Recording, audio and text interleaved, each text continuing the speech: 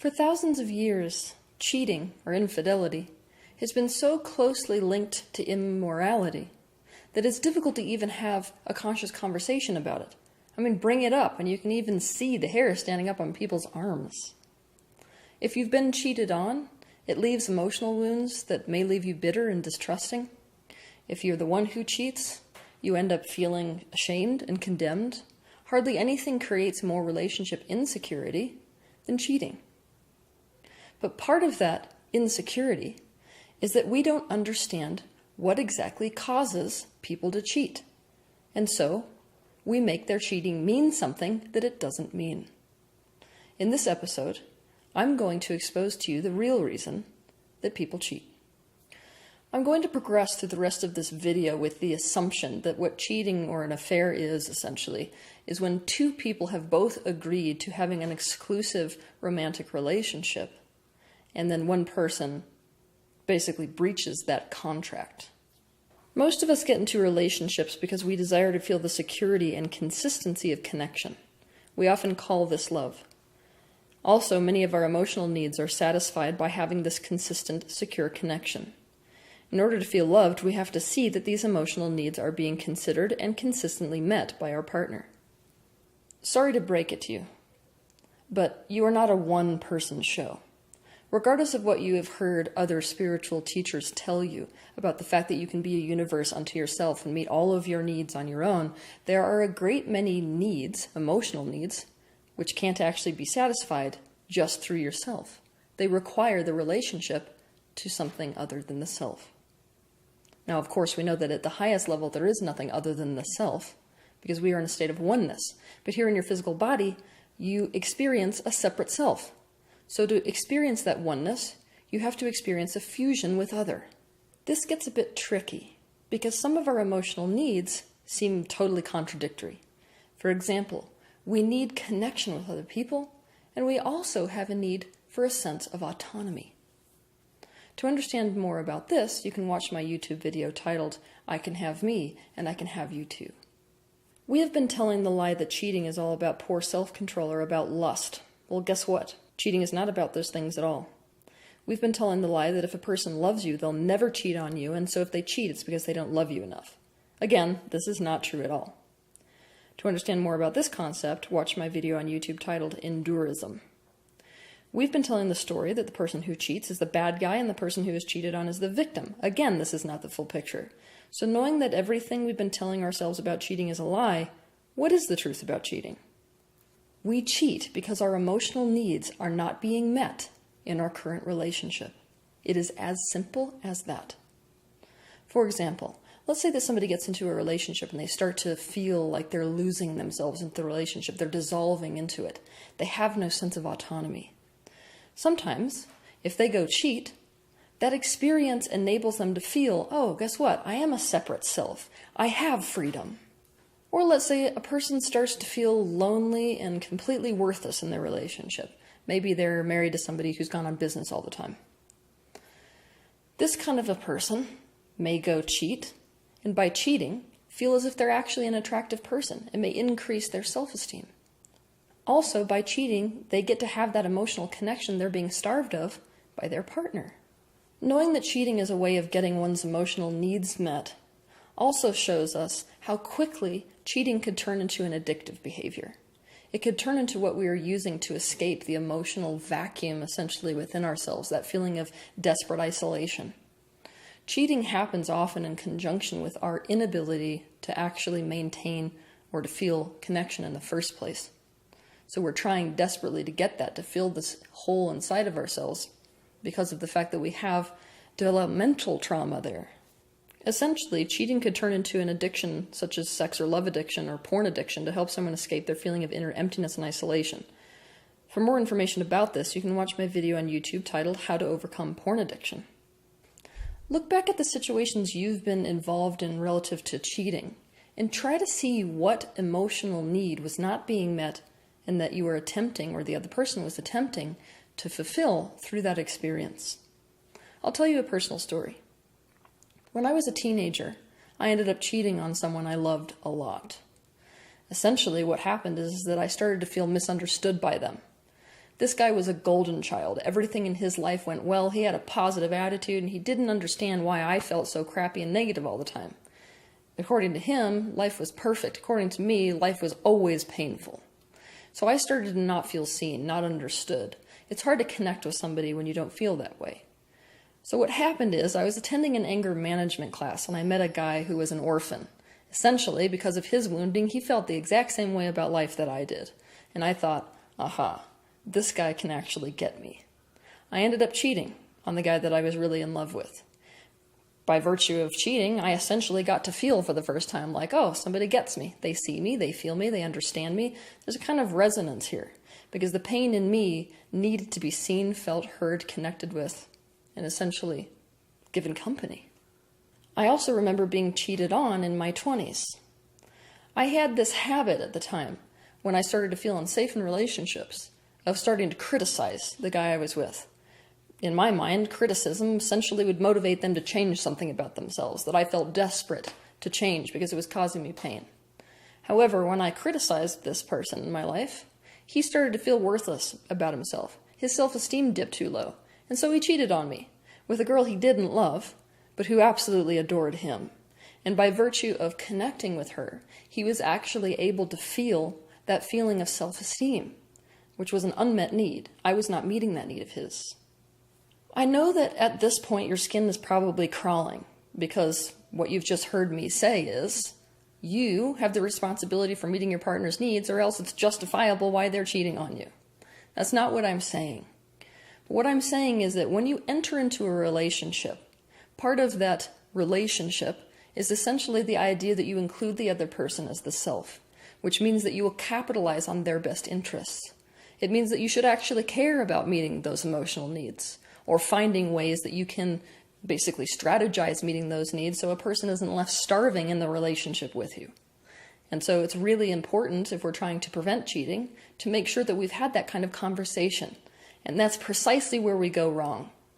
Where we go wrong is that when our needs aren't being met, we don't say anything about it. That's why cheating happens in an atmosphere of secrecy. I will say it again. Cheating rarely has anything at all to do with loving or not loving a person. It has to do with emotional needs not being met. Does this mean cheating is good? Again, that's a debate over the right and wrong, or good and bad, which is absolutely futile. I'd rather say that cheating is best avoided in relationships because it hurts both people. It causes suffering to the cheater and the person who's cheated on.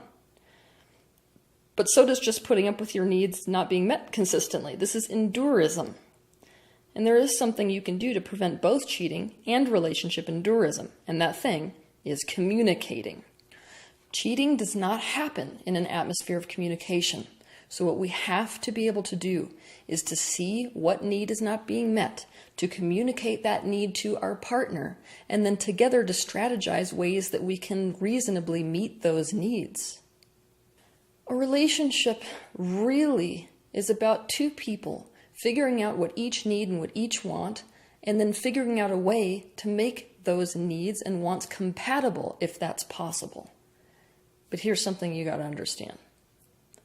Sometimes when you express your needs, it becomes obvious that those needs, in fact, conflict with the other person's needs and desires. And when that's the case, what we're really dealing with is incompatibility. And so what we have to face is the fact that cheating is just the precursor to the fact that we don't actually belong together as a couple. One thing we need to develop in our relationships is attunement. It's really easy to be completely engaged in our partner when all of those chemicals, those bonding chemicals are flowing, but after a while in the relationship, our attention drifts away from them and then we just assume things about our partner. We don't tune into them enough to see the initial warning signs that potentially our partner could stray towards cheating because their emotional needs aren't being met. Now, communication verbally is, of course, preferable, but there's a lot of communication that happens non-verbally. Now, one thing you have to understand in order to maintain a healthy relationship is the idea of bids for affection. All day, every day, we basically give bids to people in our life for connection with them. These bids can look like a great many things. For example, we may inch up closer to our partner, or crack a joke, or do their laundry for them. We do any number of things that essentially say, hey, I really want to connect with you right now. Now, what we do as people is we don't usually acknowledge those bids. We don't even recognize them. But when we do recognize them, we have a choice between 3 ways of dealing with it. The first is we completely and intentionally ignore that bid for affection. The second is we turn against that bid for affection, meaning we push it away in some way. We become the antagonist to that bid. And we say, I don't care whether you have that need. Shink, I'm going to basically oppose that need. Or we turn towards the need and allow the connection to occur. Obviously, the relationships that are the most successful long-term are the ones where 2 people turn towards each other's bids for connection. Now, this applies to every relationship in your life, whether it's a friendship, a relationship with your daughter, your mother, or your significant other. So let's say that your partner walks through the door and buys you flowers. At that point, you can either completely ignore the gesture, you can turn against that gesture by making him guilty for the money he spent on the flowers, or you can turn towards it by acknowledging that you're really happy that he did that, and by admiring the flowers. I have to say here that if we are in a relationship with a partner who doesn't really care about the fact that our needs aren't getting met and isn't willing to work with a way to get those emotional needs met, you're actually in an abusive relationship or a one-sided relationship. And that's not workable. It's especially not workable long-term. So if you're with that kind of a partner, it's not actually a relationship. It's a facade, and you have to consider breaking up. Now, I realize that's a lot easier said than done. Once we've formed an attachment with somebody, breaking up is essentially losing a part of yourself, and so, hell on earth, right? But what I want you to do is to realize that you can't actually unneed something you need, and you can't unwant something you want. So you have one option, and that is to go towards what you want and to actually meet your needs. To understand more about this, you can watch my video on YouTube titled Meet Your Needs. All that being said, the vast majority of the time we will find that our needs and values are in fact compatible, and there are ways to meet both partners' needs within the relationship so both partners feel fulfilled and secure. And we need to have this conversation and keep on having it way before cheating presents itself as an option. Cheating is a last resort in relationships. It usually means the emotional tension has been high and people have been dissatisfied in the relationship for a really long time. Keep in mind that fidelity itself is a big issue in relationships, and we often walk into relationships assuming we have the same definition of infidelity when we do not. So this is also a conversation we need to have with our partner before entering into relationships. To understand more about this, watch my YouTube video titled Fidelity and Infidelity in Relationships. When our needs aren't being met within a relationship, our tendency is to close off, shut down, and become less communicative instead of more communicative. And this is the death warrant to a relationship. Now, here's something that I want you to realize. If I asked you to have a really intelligent conversation with me about slime mold right now, chances are you wouldn't be able to do it. Why? Because you don't know the slightest thing about slime mold. This is exactly how it works with yourself. You can't have a conversation with your partner about something you don't know about. For that reason, it's so critical for you to gain self-awareness. It's critical for you to look at yourself objectively and to see what you need, what you want, what your values are, your likes and dislikes. You've got to be able to communicate those things to your partner. Obviously, if you don't know what those things even are, you can't have that conversation. So when you feel yourself getting super triggered within a relationship and getting unhappy, that is the perfect opportunity to actually take a look at what you need. In that circumstance, you can ask yourself, what am I not getting right now in this particular situation that I value and therefore need? Here's the thing. Your partner actually wants this information. Chances are what's driving them absolutely bonkers is the confusion about what the hell it is that they're doing wrong and what the hell your needs and desires actually are. So by providing that to your partner, you're actually providing the grounds for you to be able to have a relationship in the first place where both of you aren't confused about each other. Now, it may be important for you to involve a third party in this particular conversation. You want to choose somebody who's unbiased and is also not identified with a particular outcome or with one of you or the other of you, so that they can provide a kind of non-biased position where they can help you communicate to each other your needs and also help strategize ways to meet those needs that are satisfiable to both people involved in the relationship. The betrayal of cheating may not be justified. It's still the person's choice to essentially betray their partner instead of to have a conversation about their needs and to either figure out how to meet those needs collectively or decide to break up. However, knowing that unmet needs are in fact the core root below cheating gives us a wonderful view into what we need to be constantly focused on and attuned to in our relationship so as to make it so that this situation does not occur.